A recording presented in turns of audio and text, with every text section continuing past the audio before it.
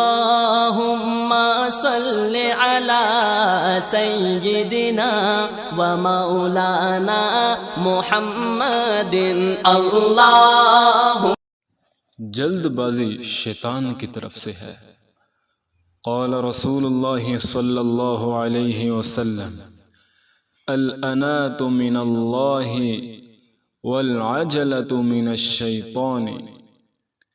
الانات من اللہ والعجلة من الشیطان، رواہ الترمذی۔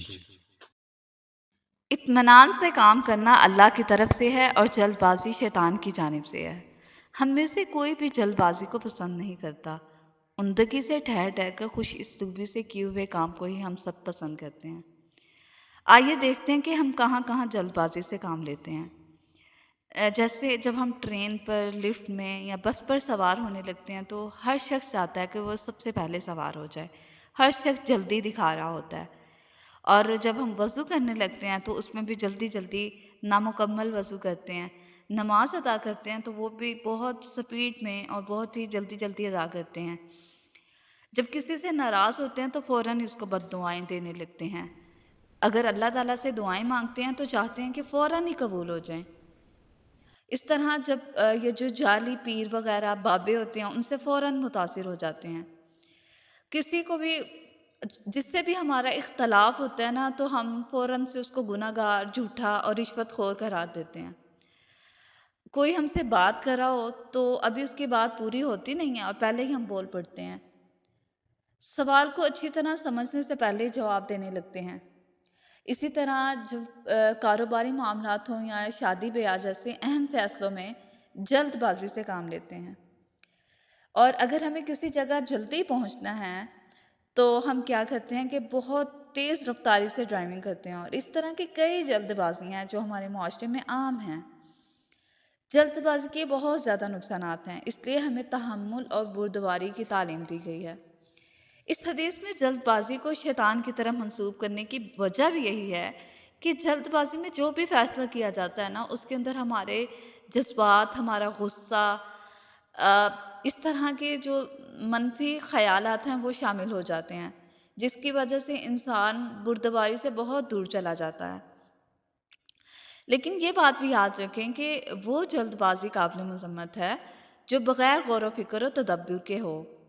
لیکن بعض اوقات ایسا ہوتا ہے کہ کوئی ہم نے کام کرنا ہوتا ہے اور اس میں ہم غور و فکر بھی کر لیتے ہیں، مشورہ بھی کر لیتے ہیں، لیکن اس کے باوجود ہم اس کو ٹال مٹول کر کے کام کو لٹکاتے رہتے ہیں، ٹھیک ہے؟ تو یہ بھی کاہلی اور سستی کی طرف چلا جاتا ہے، ٹھیک ہے؟ تو اور ٹھہر کر کام کرنے کا یہ بھی مطلب نہیں ہے کہ انسان اتنی تاخیر کر دے کہ اس کا مقصد ہی فوت ہو جائے، مقصد ہی نہ حاصل ہو سکے اور آپ مطلوبہ کام وقت پر کر ہی نہ سکیں، اور جب وقت ہی نکل جائے گا کسی کام کا تو پھر بعد میں افسوس کرنا ہی باقی رہ جاتا ہے۔ اور ایک بات اچھی طرح ذہن نشین کر لیں کہ آپ کو نیکی کا کوئی بھی موقع مل رہا ہے تو آپ کو اس میں جلدی دکھانی چاہیے، کیونکہ یہ جو جلد بازی شیطان کی طرف سے ہے، یہ جو حدیث میں آیا ہے، اس کا تعلق ہمارے دنیاوی معاملات کے ساتھ ہے۔ جہاں تک دین کا تعلق ہے، جہاں تک ہماری عبادات کا تعلق ہے، نیکیوں میں سبقت لے جانے کا تعلق ہے، تو اس میں ہمیں جلد بازی ہی دکھانی چاہیے، کیونکہ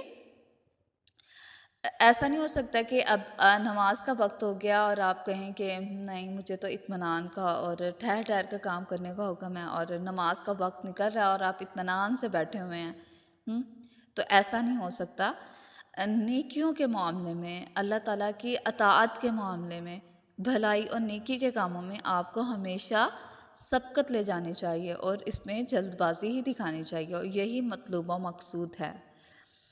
تو اس حدیث مبارکہ سے ہم نے دو چیزیں سیکھیں، ایک یہ کہ جلد بازی سے کام نہیں لینا، اور دوسرا یہ کہ ہمیں اطمینان کے ساتھ کام کرنا چاہیے، اور جہاں تک ہمارے